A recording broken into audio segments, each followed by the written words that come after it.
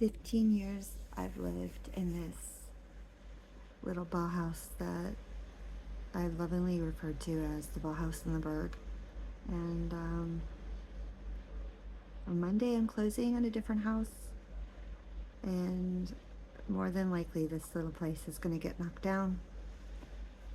Maybe you saw it in the news when I was walking around the neighborhood, chalking the entire neighborhood and surrounding neighborhoods with art and an arrow directing everybody to the front of my house.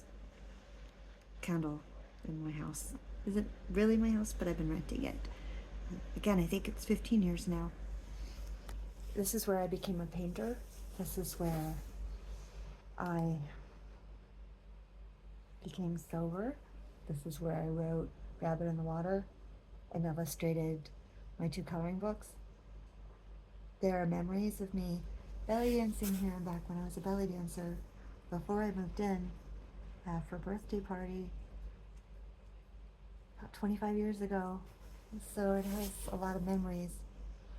The floor is covered in paint from about 10 years of build up, nights that turned into mornings where I painted with friends and other people who wanted to be sober. I don't know what it's going to be like to drive by and have this place gone. A developer is coming on Wednesday to look at it, and more than likely it'll get chewed up. And it's sad because this house was built so long ago and it's withstood hurricanes and termites. It's been tented since then.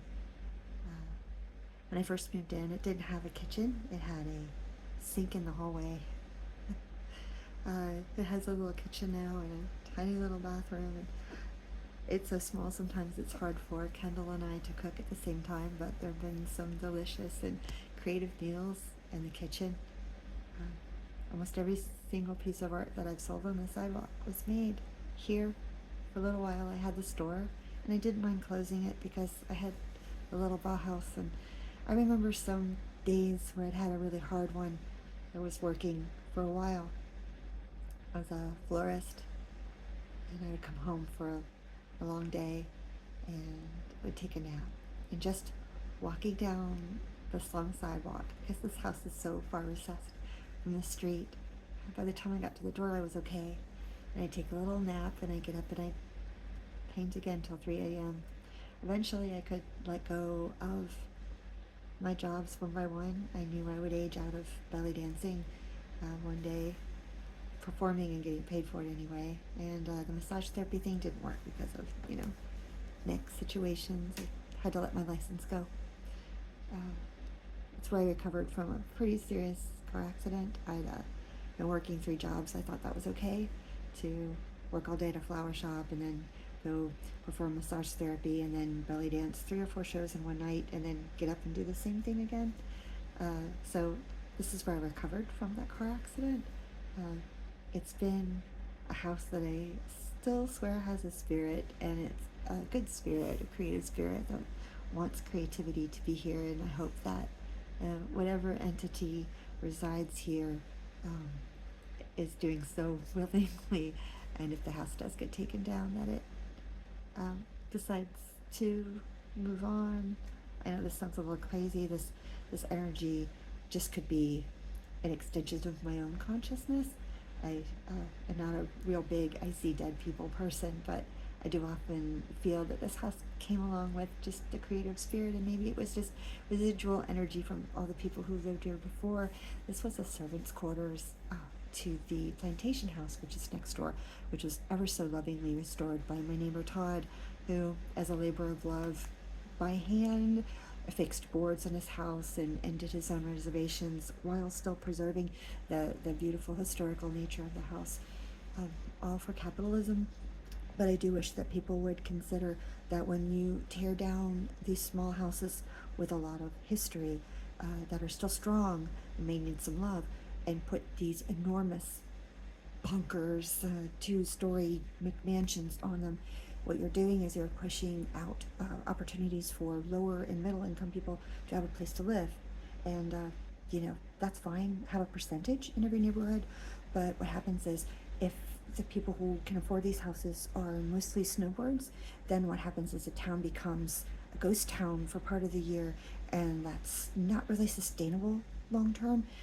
It means that the people who wait tables and work at gas stations and so forth have a really hard time for the majority of the year. So yes, put up these big houses, but I wish that we would think about having more affordable houses for middle income and lower income.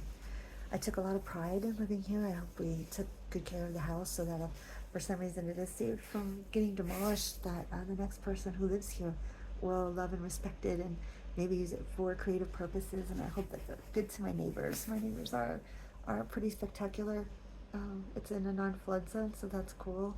Um, you've seen a lot of videos of me doing floral design and painting here, and it's a little emotional.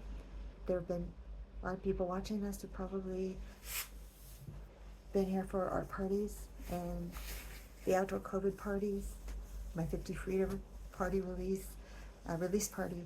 But anyway, to everybody who's come here and supported me, whether it's giving me a thumbs up on Facebook or coming by to visit and see what I'm doing, or whoever bought a piece from me, whether it was $25, $10, or $1,000, thank you.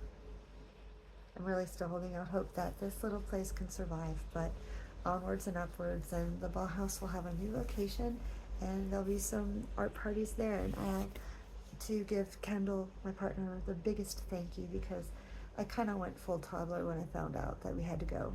Property taxes here have become too much for a house with one person on an artist income and another person with a grown-up person's income.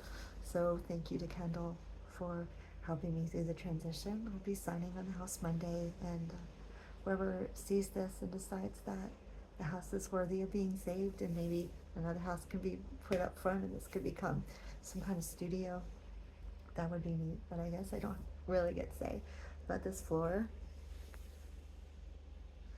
tells the story of thousands and thousands of paintings and painting parties and late nights. And I want to say thank you to the house and the little house ghost or the house entity that's here, and to everybody in this community. You've been great neighbors.